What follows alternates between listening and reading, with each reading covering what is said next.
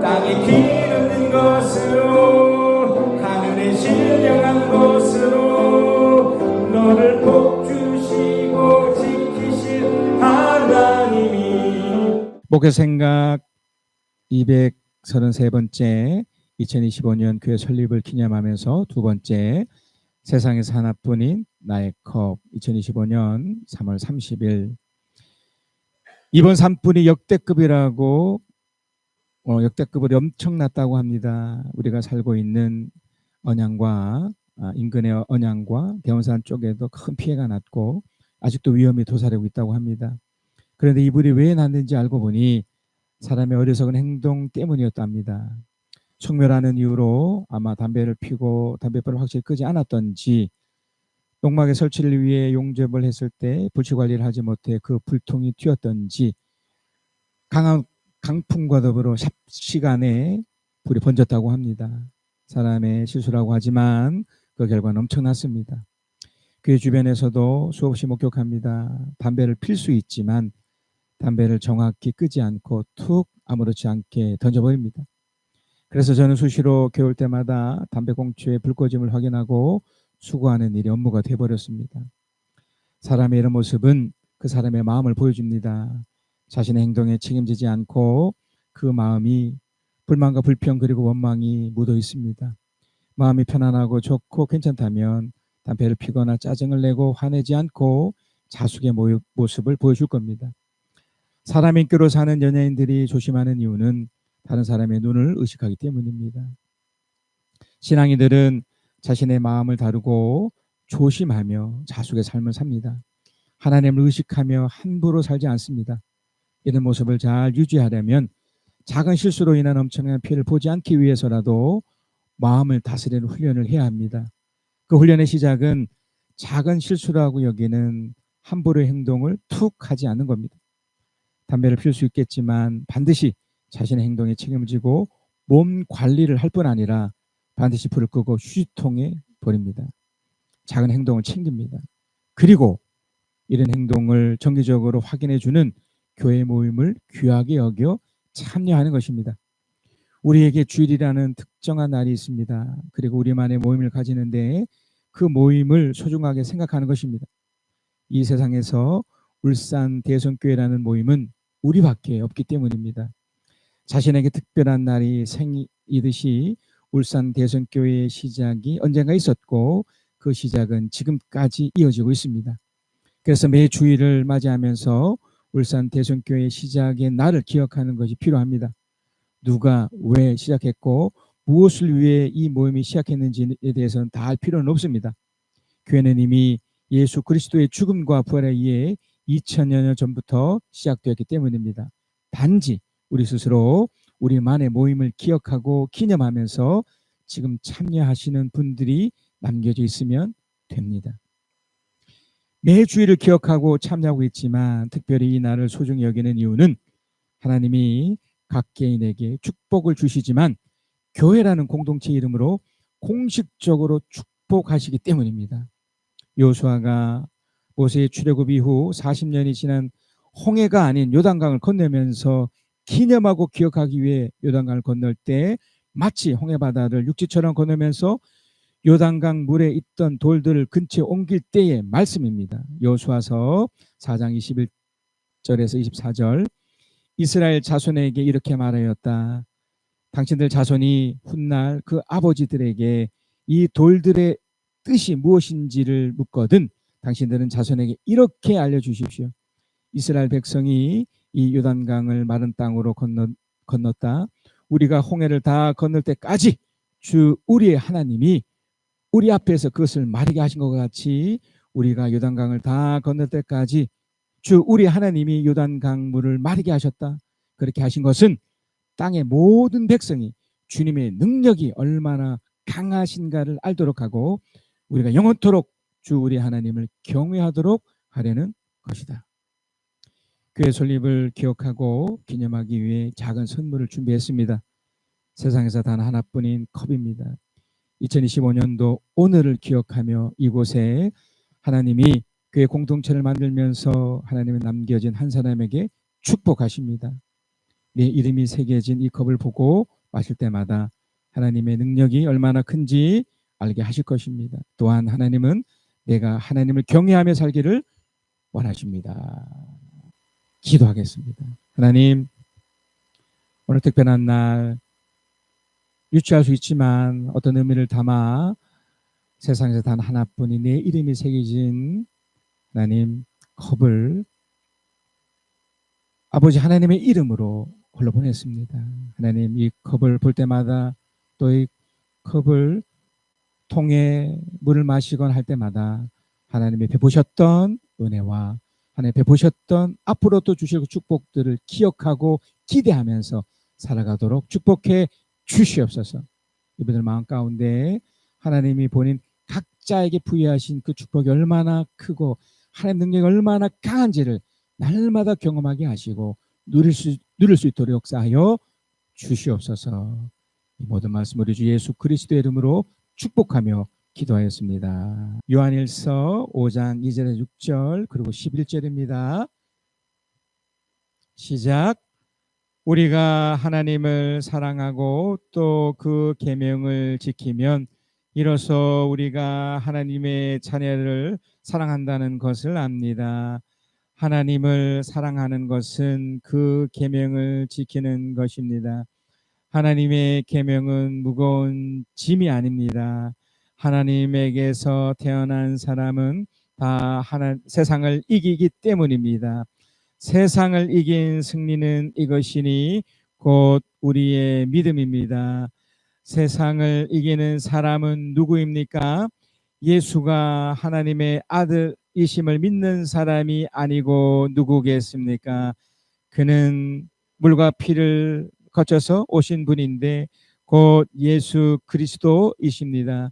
그는 다만 물로서 오신 것이 아니라 물과 피로서 오셨습니다.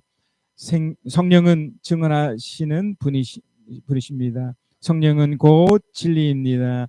그 증언은 이것이니 곧 하나님이 우리에게 영원한 생명을 주셨다는 것과 바로 이 생명은 그리스도 그 아들 안에 있다는 것입니다. 제가 소도에 늘 설명드리는 것이 무엇이냐면 우리가 교회에 왜 오느냐는 것이죠.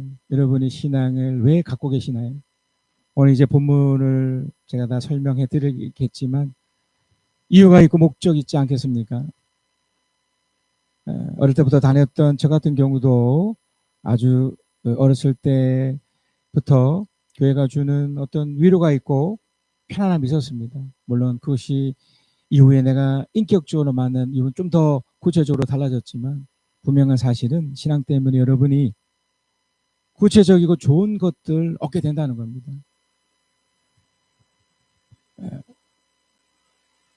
요즘 얼마나 그 어려운 일들이 많이 발생하고 있습니까?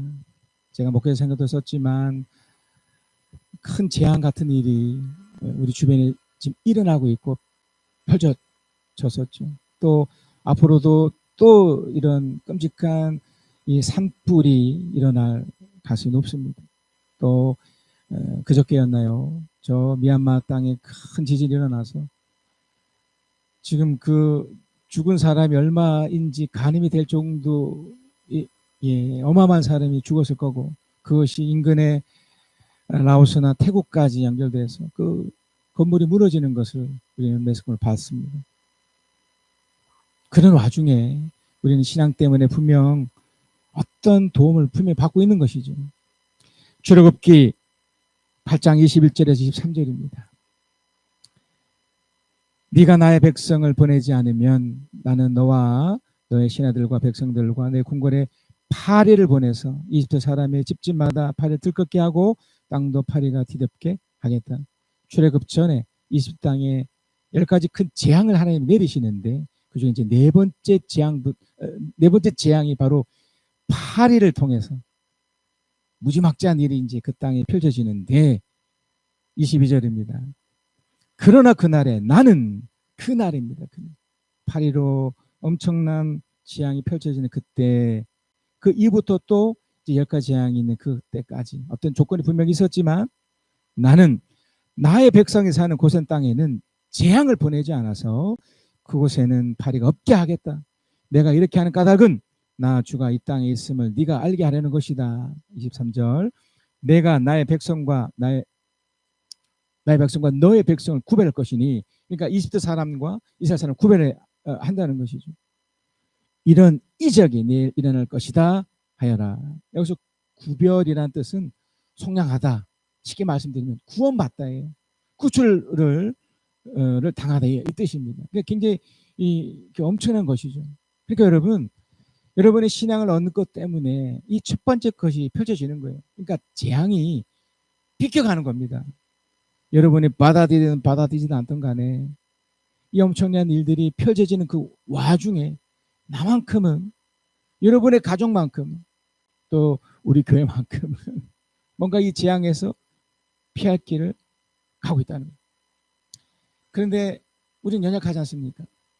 신앙이 있음에도 불구하고 이 어려움들이 또 진행될 수 있습니다.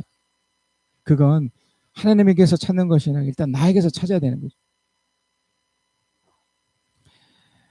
하박국에 보면 그런 일이 펼쳐집니다. 하나님의 놀라운 일들이 그 이스라엘 땅 임해서 결국 이스라엘이 망하는 그 기점에 하박국 3장 2절입니다. 주님, 내가 주님의 명설을 듣습니다. 주님께서 하신 일을 보고 놀랐습니다. 주님의 일을 우리 시대에 새롭게 하여 주십시오. 이 주님의 일이라는 것은 제가 좀 전에 설명드린 재앙 같은 일들이에요. 그 일이 이스라엘 땅도 있었습니다. 예외이지 않아요. 펼쳐졌던 거예요. 우리 시대에도 알려주십시오. 그러면서 했던 말이 너무나 충격적인 표현이죠. 진노하시더라도, 네, 우리도 별 수 없습니다. 우리도 똑같습니다. 악하고 못되고 잘못되면 하나님의 심판은, 그 재앙은 나도 피해가지 않습니다. 진노하시더라도 잊지 마시고 자비를 베풀어 주십시오. 자, 그런데 신앙 때문에 이것이 역전이 됩니다. 자, 하박국 3장 16절에서 18절입니다. 이게 얼마나 엄청난 소식이고 이게 얼마나 엄청난 일이 펼쳐지고 있는지 이미 지금 우리가 살고 있는 이 땅에도 펼쳐지고 있습니다. 뭐 전쟁은 기본이고요. 제가 좀 설명드렸던 산불과 지진과 심지어 인간 스스로의 타락으로 인해서 정말 끔찍하고 잔인한 일들이 얼마나 수없이 일어나고 있습니까? 우리가 그 현장 속에 버젓이 있는 거예요. 여전히 우리도 그 속에 달라지지 않습니다. 그 소리를 듣고 나의 창자가 뒤틀린다. 그 소리에 나의 입술이 떨린다. 나의 뼈가 속에서부터 썩어 들어간다. 나의 다리가 후들거린다. 어떠십니까? 저도 우리 교회 이제 담임으로 섬긴 지 10년인데 참 기가 막힌 일들을 많이 겪었죠. 뭐 기억하실지 모르겠지만 여러분, 우리 이 교회 지붕이 다 날아갔습니다. 얼마나 그 바람이 셌던지. 그래서 물이 다 새버리고요. 그리고 또 언젠가는 그 물이 넘쳐서 이 교회 지하까지 가는 걸 제가 밤새 뭐 지켜서 물이 더 들어가진 않았지만 그런 일도 펼쳐졌고요. 개인적으로도 숱하게 많은 것을 겪었어요. 이런 것 속에서 그러나입니다.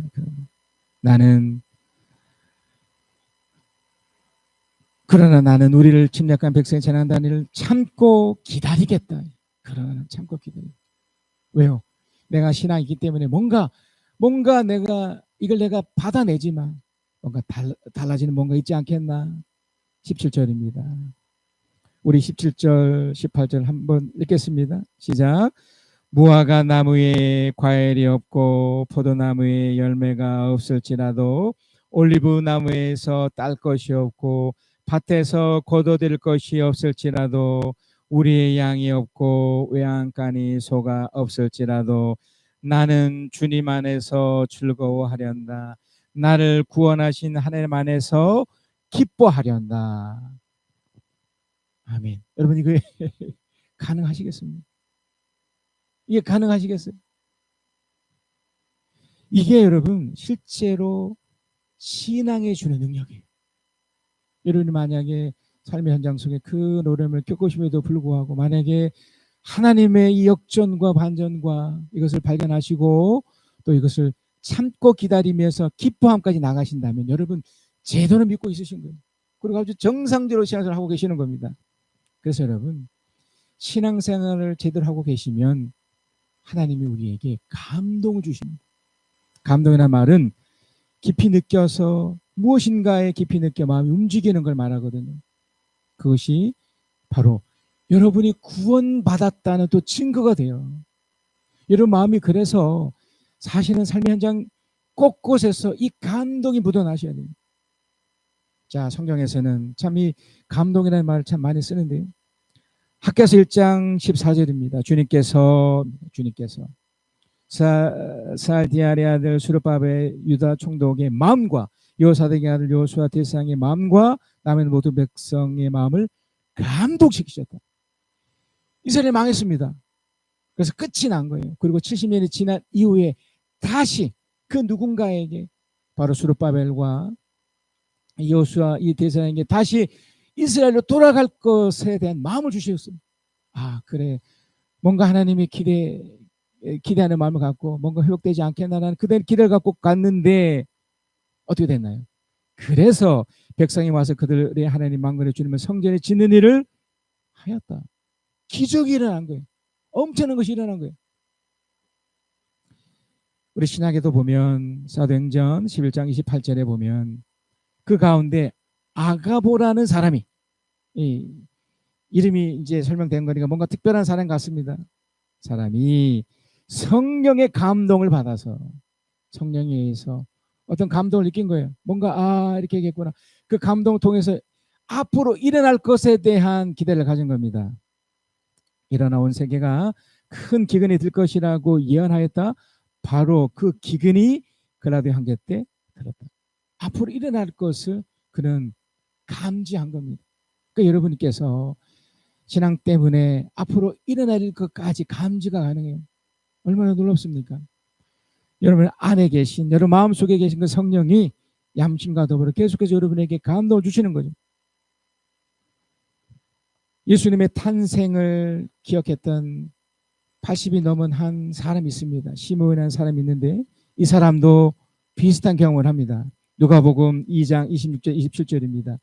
그는 이게 시몬이라는 80대 중반의 한 남자인데 그는 주님께서 세우신 그리스도를 보기 전에는 죽지 아니할 것이라는 성령의 지시를 받은 사람입니다. 이게 지시라는 것이 단순히 너 이렇게 해 그런 의미보단 그 마음에 감동을 느낀 거예요. 아, 하나님 어떻게 하시겠구나.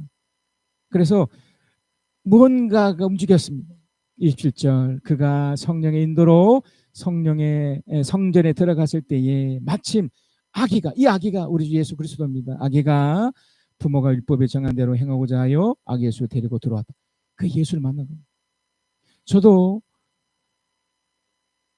여러분을 볼 때 또는 여러분의 식구의 그 누군가를 볼 때 이런 느낌을 받을 때가 있습니다. 아, 이 사람은 하나님의 사람이구나 라는 그런 감동을 느낄 때가 있습니다. 그 반대로 아, 이 사람 위험하겠구나. 제가 드러내진 않지만 그런 마음이 또 들 때도 있고요.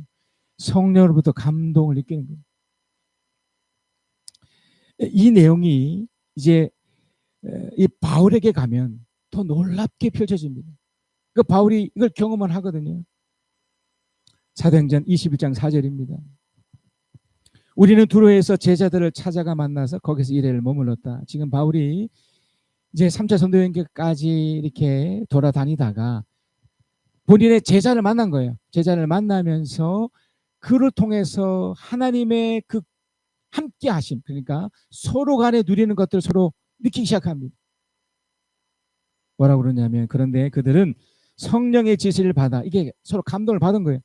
바울에게 예루살렘에 올라가지 말라고 간곡히 말하였다. 뭔가 부정적인 이야기를 해주는 거죠. 실제로 그는 그걸 어기고 가긴 했지만 이 과정이 매우 중요합니다. 여러분 누군가가 여러분에게 부정적인 얘기를 할 때 그걸 곡해하지 마세요. 분명 성령께서 말씀하시는 거라면 분명 들을 가치가 있습니다.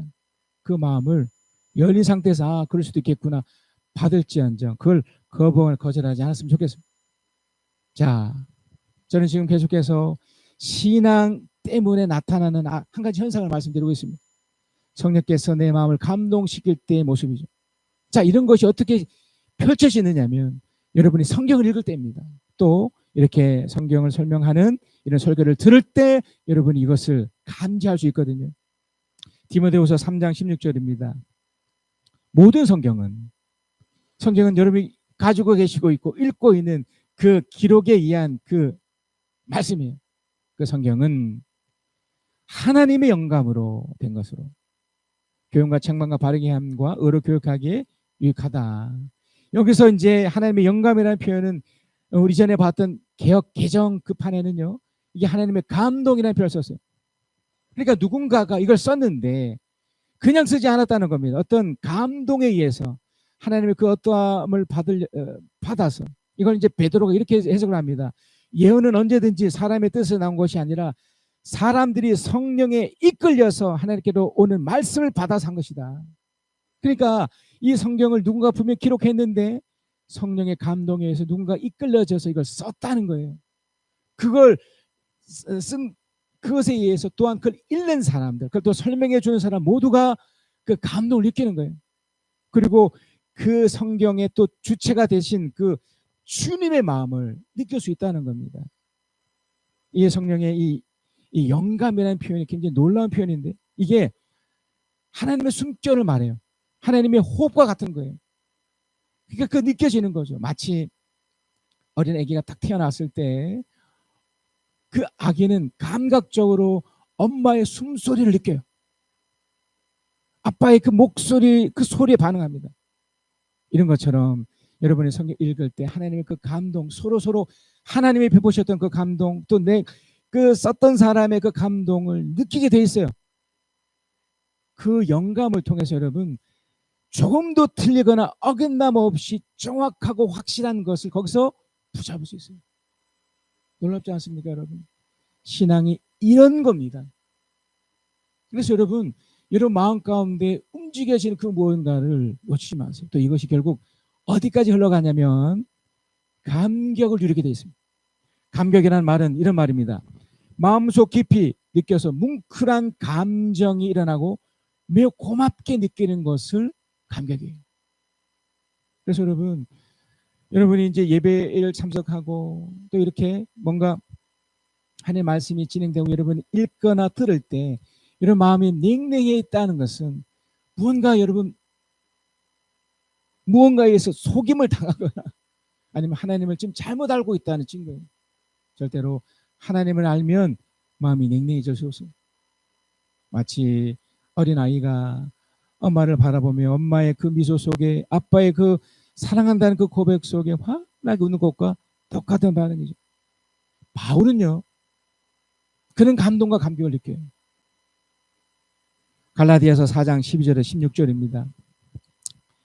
형제자매 여러분, 내가 여러분과 같이 되었으니 여러분도 나와 같이 되기를 바랍니다.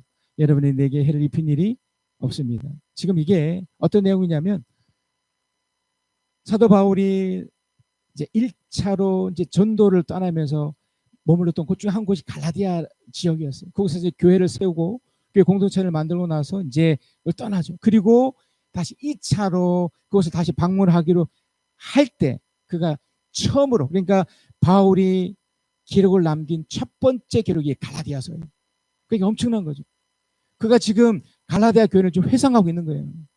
그때 복음을 함께 나누었을 때 본인이 느꼈던 그런 감동에 의한 감격, 또한 그 상대방이 느꼈던 감동과 감격. 13절, 그리고 여러분이 아시는 바와 같이 내가 여러분에게 처음으로 복음을 전하게 된 것은 내 육체가 병든 것이 그 계기가 되었습니다. 몸이 아팠던 거예요. 14절, 그리고 내 몸에는 여러분에게 시험이 될 만한 것이 있었는데, 이것이 이제 해석이 분분하긴 하지만 한 두 가지로 나타나요. 몸에 실제적인 장애가 있지 않았는가, 또 어떤 과거의 어떤 모습들, 그러니까 가정이 깨지고 또 문제가 있었던 뭐 그런 아픔과 같은 그런 것들이 있지 않았는가. 그러니까 이런 것들이 복음을 전하는 입장에서 그 상대방이 들었을 때 얼마나 그 시험이 될 수 있지 않겠나. 여러분, 우리들 사이 속에 그 만남 속에도 여러분이 누군가를 만날 때도 그 상대가 부정적인 무엇인가를 지니고 있다면, 어떤 장애가 있거나 또 과거에 참 이렇게 불편한 무언가가 있다고 여러분이 느껴지면 그 관계가 좀 서먹하지 않겠습니까? 그럼에도 시험에 될 만한 것이 있는데도 여러분 나를 멸시하지 않고 외면하지 않았습니다. 오히려 여러분 나를 하나님과의 천사같이 그리스도 예수와 같이 영접해 주었습니다. 그러니까 하나님의 감동과 그것에 의한 감격이 있으니 기꺼이 그런 사람까지도 포기했던 거예요. 그러니까 바울의 입장에서 얼마나 이 사람들의 환대와 이런 응원이 얼마나 힘이 됐겠습니까? 그래서 15절입니다. 그런데 여러분의 그 감격 어디 있습니까? 지금은 그것이 다 사라졌다는 거예요. 나는 여러분에게 증언합니다. 여러분 할 수만 있었더라면 여러분의 눈이라도 빼내서 내게 주었을 것입니다. 그만큼 그 감동과 감격으로 서로 사랑했던 사이인데 그만 깨져버렸죠. 그러면서 16절입니다. 그런데 내가 여러분에게 진실을 말하기 때문에 여러분은 여러분의 원수가 되었습니까? 왜 그들이 이 관계가 깨졌는지는 분명치 않습니다. 그리고 잘 모르겠습니다. 그러나 분명한 사실은 한때 감격을 서로 누리고 있었다는 거예요. 이 감동을 누리고 있었다는 거예요. 이것이 유지돼야 됩니다. 이것이 깨어지면 안 돼요. 그래서 여러분 이 교회가 설립되고 꽤 긴 시간이 흘렀지만 이제 91년도 3월 3일에 설립되었으니까요. 지금도 그 설립하신 우리 안교 목사님하고 결혼하고는 있지만 그게 중요하지 않습니다. 지금이죠. 지금 그 감격을 계속 누리고 있는지 그 감동을 계속 누리고 있는지 우리는 이걸 늘 점검해야 되는 것이죠. 그래서 이제 오늘 본문의 말씀이 필요한 거예요. 요한일서 5장 4절에서 5절입니다. 하나님께서 태어난 사람은 다 세상을 이기기 때문입니다. 세상을 이긴 승리는 이것이니 곧 우리의 믿음입니다. 세상을 이기는 사람은 누굽니까? 예수가 하나님의 아들이심을 믿는 사람이 아니고 누구겠습니까? 어떻게 보면 굉장히 어려운 표현이에요. 그러나 이 글을 썼던 좀 전에 말씀드렸던 사도 바울처럼 요한의 서신을 쓴 저자 요한, 예수님의 그 마지막 현장 속에 있었던 그 요한의 그가 왜 이렇게 썼는지의 그 감격을 안다면 이것이 충분히 이해가 됩니다. 쉬운 성경에는 이렇게 표현합니다. 하나님의 자녀라면 누구나 다 세상에 이길 힘을 갖고 있습니다. 세상에 다 이길 수 있는 승리는 우리의 믿음에 있습니다. 그러면 세상을 이길 수 있는 사람은 예수님께서 하나님 아들을 믿는 사람입니다. 여기에 무엇이 여러분이 감지하셔야 되냐면 이 요한의 감격을 감지하셔야 돼요. 하나님을 믿는 그 믿음이 어디 있습니까? 아마 이 요한은 눈물을 흘렸을 겁니다. 왜냐하면 자신이 어느덧 하나님을 사랑하는 사람으로 계명을 지키는 사람으로 더불어 소중한 사람을 사랑하는 사람으로 바뀌어 있는 자신을 보았기 때문에 내가 하나님의 사람이구나. 내가 하나님의 아들이구나. 하나님의 딸이구나. 그래서 이런 행위가 이런 모습이 세상을 이기는 것이구나. 이게 이제 믿어지는 거예요. 이게 받아들여지는 거예요. 여러분 어떠십니까? 우리 주 예수 그리스도를 사랑하십니까? 또한 여러분의 소중한 사람을 사랑하십니까? 요한일서 5장 11절입니다. 하나님께서 우리에게 말씀하신 것은 하나님 우리에게 영원한 생명을 주셨다는 것과 이 생명이 바로 그의 아들 안에 있다는 것입니다.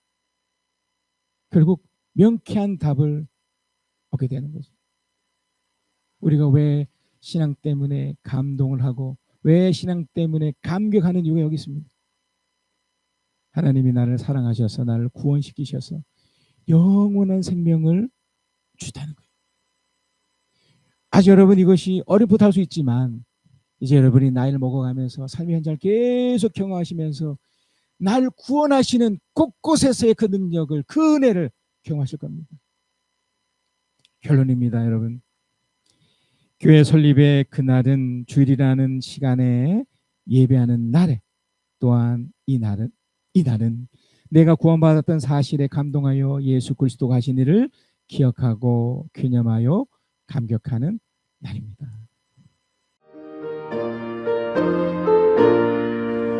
어저께나 오늘이나 어느 때든지 영원토록 변함없는 거룩한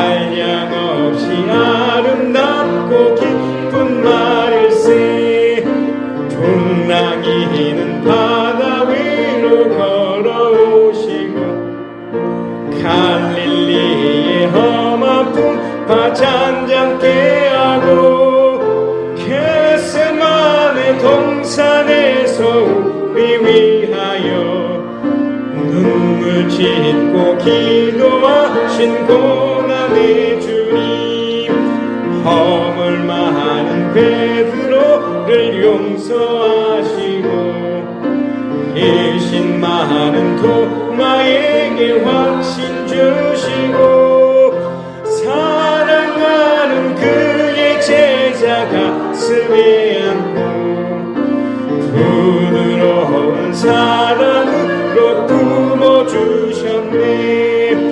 햇마오로 행하시던 주님 오늘도 한결같이 우리 곁에 함께 계시고 우리들을 영접하러 다시 오실 때 변함없는 영광의 주 친히 배우리. 어저께나 오늘이나 영원 무궁히 한결같은 주 예수께 찬양합니다. 세상 지나고 변할지라도 영원하신 주 예수 찬양합니다.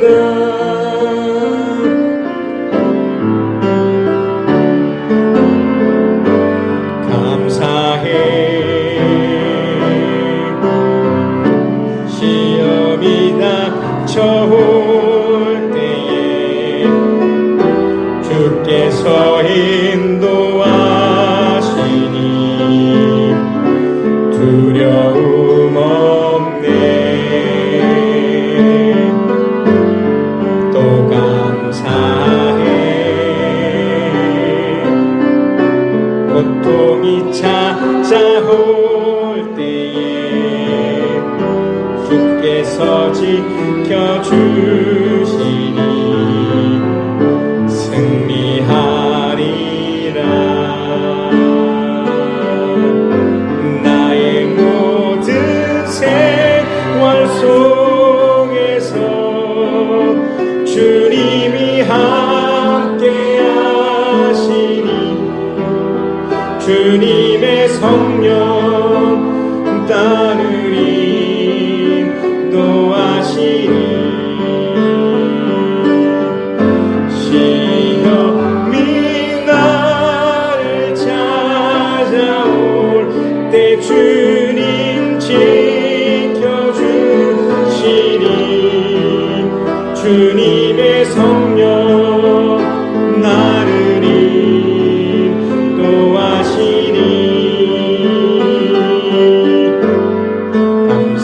감사드리세. 시험이 닥쳐올 때에 주께서 인도하시니 두려움 없네. 또 감사해 고통이 찾아올 때에 주께서 지켜주시니 승리하리라. 나의 모든 생활 속에서 주님이 함께 하시니 주님의 성령 나를 인도하시니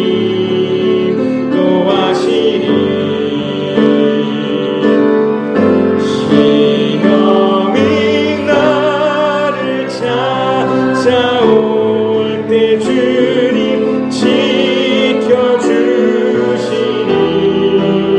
주님의 성령 나를 인도하시니